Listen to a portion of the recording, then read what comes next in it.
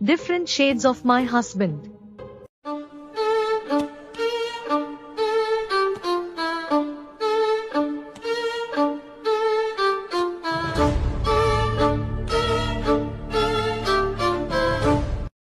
మర్యాదగా రెండు విషయాలు గుర్తుంచుకో.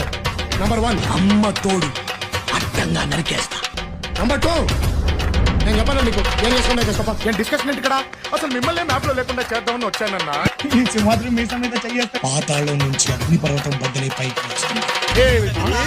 సెకండ్కి ముందు నరుకుతా. నన్ను వేసేద్దామని కదన్నా.